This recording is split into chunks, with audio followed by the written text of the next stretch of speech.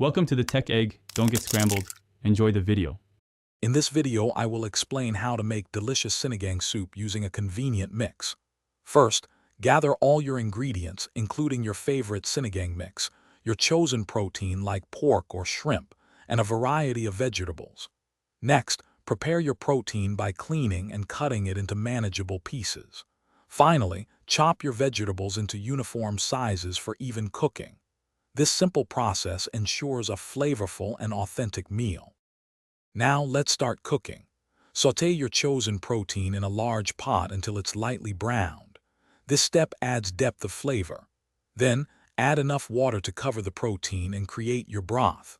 Bring the water to a rolling boil, then reduce the heat and let it simmer until the protein becomes wonderfully tender, which usually takes around 45 minutes. Remember to skim off any foam for a clearer broth. Hey everyone, if you're finding this video helpful, please hit that subscribe button and give us a like. It really supports the channel. Quick recommendation: cooking can be hot work, so stay hydrated with the amazing Owala water bottle. It's perfect for keeping your drink cold while you're in the kitchen. You can find a link to the Owala bottle and other fantastic deals in the description below. Now, let's get back to the video.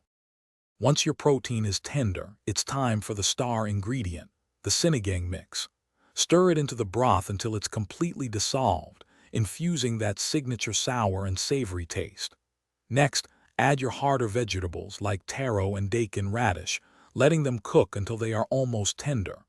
Finally, incorporate your softer vegetables, such as long beans and spinach, during the last 5 minutes of cooking to keep them vibrant and crisp. Thanks for watching. Consider subscribing if I helped unscramble your problems.